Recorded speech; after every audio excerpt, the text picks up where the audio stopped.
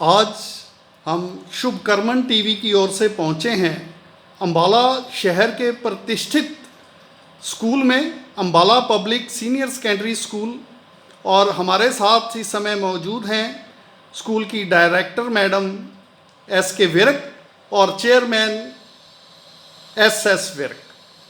हम इनसे आज इनके स्कूल के बारे में कुछ बातचीत करेंगे अपने दर्शकों को जानकारी देने के उद्देश्य से। मैडम, आपका स्वागत है। थैंक यू जी, थैंक यू सर।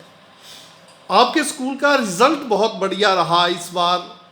हालांकि हर साल ही 100% रिज़ल्ट रहता है, लेकिन इस बार काफ़ी बच्चों ने अचीवमेंट्स की, उसके बारे में बताएं। सर, हर बार ही वैसे तो 100% ही होता है रिजल्ट, 10th का भी और 12th का भी। बच्चे जो हैं वो जॉइंटली हैं, फ्रॉम रूरल बेल्ट से भी हैं ज़्यादा और सिटी के भी हैं।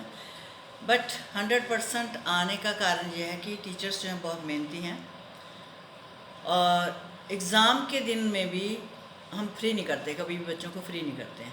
10th वाले भी 12th वाले भी बच्चे जो हैं उनको एक्स्ट्रा क्लासेस लगाते हैं फ्री ऑफ कॉस्ट, कोई पैसे नहीं लेते उन बच्चों से। और टीचर्स जो हैं जब तक लास्ट तक एग्ज़ाम ख़त्म नहीं हो जाते क्लासेस लगाती रहती हैं, कभी भी ये बीच में ये नहीं फ्री नहीं करते। मतलब हमारे स्कूल में ऐसा शुरू से ही है, जब से स्कूल खुला है, कि हम किसी बच्चे को फ्री नहीं करते हैं। सारे बच्चे जो हैं डिपेंडेंट टीचर्स के ऊपर होते हैं। तो हमने टीचर से रिजल्ट लेना है, तो इसलिए टीचर्स में बहुत मेहनत करवाती हैं इनको। तो एक्चुअली ये अगर बच्चों के घर से सपोर्ट नहीं है तो भी बच्चे जो हैं फेल नहीं होते कभी। और जो अच्छे हैं बच्चे वो नेचुरली अच्छे नंबर भी लेके आते हैं। 95 तक तो जाते ही जाते हैं बच्चे, कई बार 97 तक भी जाते हैं। ऐसे बाहर बोर्ड लगा हुआ आपने देखा होगा ना, जब से रिजल्ट है तो 97 भी हाईएस्ट गए हैं डिफरेंट फील्ड्स में, अलग अलग जितनी भी स्ट्रीम है हमारी, मेडिकल, नॉन मेडिकल से आर्ट्स में, कॉमर्स में। Next year we are starting medical also. एक मैडम, अनुशासन आपके स्कूल का बहुत बढ़िया, हमें जब भी हम आते हैं आपके स्कूल में तो अनुशासन बहुत बढ़िया नज़र आता है। इसके पीछे क्या कारण है, इसको कैसे आप मैनेज करते हैं? बड़ा अच्छा सा सिस्टम बनाया हुआ है हमने अपने स्कूल में। एक तो कोऑर्डिनेटर्स तो हैं ही है ना, डिफरेंट हैं, डिफरेंट फील्ड के अलग अलग कोऑर्डिनेटर्स रखे हुए हैं जिनको क्लासेस नहीं देते। जैसे +1 +2 है तो उसका अलग से कोऑर्डिनेटर है, 10th तक अलग कोऑर्डिनेटर्स है, 8th तक अलग है, एंड 5th तक प्राइमरी क्लासेस का अलग कोऑर्डिनेटर्स है, और प्री नर्सरी KG जो है उनका अलग है कोऑर्डिनेटर। तो उनको उनकी रिस्पॉन्सिबिलिटी ये है, वो या तो सिलेबस वगैरह को देखेंगे या फिर उनको डिसिप्लिन में स्कूल को रखने का ही उनको दिया है। कोऑर्डिनेटर्स को जो ड्यूटी है, उनको पीरियड्स कम देते हैं, तो इसलिए एक तो ये डिसिप्लिन में रहता है स्कूल। सेकंड, आप देख रहे हो, नहीं तो ना अनुशासन को लेकर ही, या और बहुत तरह की न्यूज़ है ना, जो मतलब जो आजकल सुनने को मिलती हैं स्कूल्स में इनडिसिप्लिन की। ऐसा हमारे स्कूल में कभी नहीं हुआ, कभी कोई ऐसी बात नहीं हुई है कि कोई इनडिसिप्लिन हो जाए, या कोई ऐसी न्यूज़ जो ना बताने वाली हो, वह ऐसा भी कभी नहीं हुआ हमारे स्कूल में। इतना कंट्रोल होता है। दूसरा है कि बच्चे डरते भी बहुत हैं, क्योंकि हमने हर एक कमरे में CC कैमरा लगाया। जो CC कैमरा वो हर कमरे में लगा हुआ है, हर रूम में है हमारे। तो इस वजह से बच्चे पहले तो डरते ही स्टार्ट नहीं करते। आप भी जैसे आए हो, देखा है ना, कई बार ऐसे लगता है कि मुझे लोग आज कहते हैं कि छुट्टी है क्या, कि आपके स्कूल में इतनी सी भी आवाज़ नहीं आती है। तो उसकी वजह ये है, एक बच्चे जो हैं वो इस डरते भी हैं कि हम कैमरे में आ जाएंगे, तो इसलिए कोई भी मिसहैपनिंग नहीं होती, किसी भी तरह की नहीं होती। बहुत बढ़िया मैडम जी। और एक जो मेरे मन में सवाल आ रहा है कि स्मार्ट क्लासेस का आजकल एक चल पड़ा है, तो अपने स्कूल में इसके बारे में क्या इंतजाम है? काफ़ी साल से, जब से ये स्मार्ट क्लासेस शुरू हुए हैं तभी से हमारे स्कूल में स्मार्ट क्लासेस हैं। LED लगे हुए हैं, हर एक रूम में LED हैं। लेटेस्ट टेक्नोलॉजी से सारी जो है एजुकेशन होती है। बुक्स से ऐसी लेते हैं जिसमें लेसन जो हैं वो ऐसे हों, और उससे रिलेटेड बुक्स लगाई जाती हैं। और LED में हर एक लेसन पहले जो है वो उनको दिखाया जाता है, उसके बाद जो है वो पढ़ाया जाता है या क्वेश्चन वगैरह दिए जाते हैं।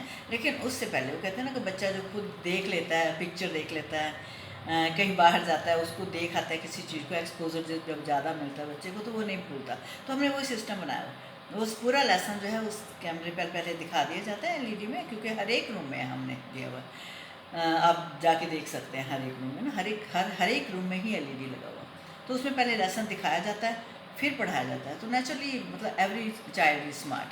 हमारे। मैडम, बच्चों का सर्वांगीण विकास हो तो एक्स्ट्रा एक्टिविटी क्या रहती हैं हर स्कूल तरह में? की एक्टिविटीज़ है, हर तरह की एक्टिविटीज़ है।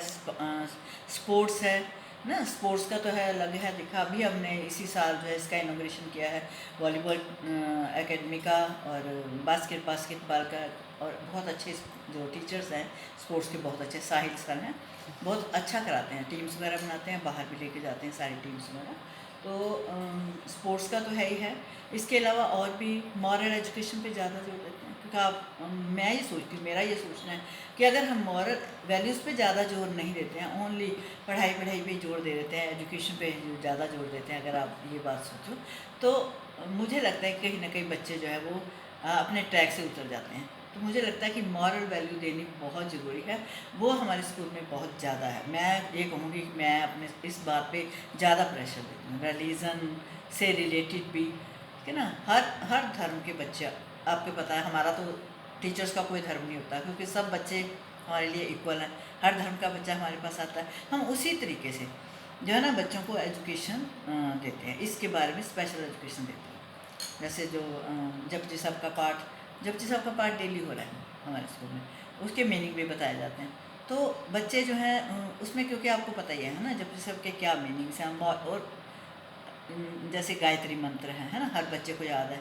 जपजी साहब का पाठ हर बच्चे को याद है, क्योंकि क्या होता है मॉर्निंग में जब 8-10 पे, जैसे मान लो आज अब हमारा 8-10 पे स्कूल लगता है, तो क्या होता है 7:30 बजे हमारा जपजी साहब का पाठ लग जाता है। जैसे जैसे बच्चे आने शुरू होते हैं तो वो पाठ चल रहा होता है, तो नेचुरली बच्चे सुन के ही रोज़ याद कर लेते हैं। उसी तरह से उसके बाद फिर गायत्री मंत्र चलता है, मूल मंत्र चलता है, तो आधा पौना घंटा हमारा एक अच्छा जो है वो टीचर्स ने और हमने मिलके एक अच्छा ऑरा ही एक ऐसा बना दिया हुआ है कि वो बच्चे आते ही बड़े, यूँ कहेंगे कि एकदम काम और शांत हो जाते हैं बच्चे। तो इसलिए भी थोड़ी मिस्टीफी शरारत कम है बच्चों की। मुझे लगता है कि ये चीज़ जो है बहुत ज़रूरी है आजकल के बच्चों को, नहीं तो आप देख रहे हो कि बच्चों का बहुत बुरा हाल है, नशे की तरफ चल पड़ते हैं, क्योंकि अगर माइंड सेट नहीं है उनका तो है ना, वो नशे करेंगे और गलत तरफ से चलेंगे। तो हम कोशिश करते हैं कि मॉर्निंग में जैसे आते हैं तो उनको उनकी एक माइंड की अवस्था जो एक काम कर दिया जाए उनको, ताकि उनका ध्यान जो है इधर पढ़ाई की तरफ लगे, वो बहुत बड़ी रिस्पेक्ट करें बहुत parents की। बढ़िया मैडम। भी बच्चों को अगर बचपन से ही इस तरफ जोड़ दिया जाए तो वो एक अच्छे इंसान ज़िंदगी में बनते हैं। मैडम, मैं अब जानना चाहता हूँ अपने दर्शकों के लिए, मेरे को तो खैर पता है कि आपको बहुत से अवार्ड मिले हैं, लेकिन मैं दर्शकों की जानकारी के लिए आपसे पूछना चाहता हूँ कि आपको कौन कौन से अवार्ड मिले हैं, कुछ उसके बारे में डिटेल्स अवार्ड बताएं। मुझे काफ़ी मिले हैं sir. Actual when I open this school इन 1995, तो मेरा जो एम था, माई इसका मोटो जो था कि अपलिफ्ट द रूरल बेल्ट, एक इंग्लिश ट्रिब्यून में भी आया था उसमें। ये 2005 से भी पहले की बात है। ये बहुत बहुत बड़ी न्यूज़ छपी थी इसी के बारे में, कि मैंने उस समय एक नाम भूल गई मैं, जो आए थे इंटरव्यू लेने के लिए, तो मैंने उनको ये बताया सारा कि क्या मेरा मोटो है।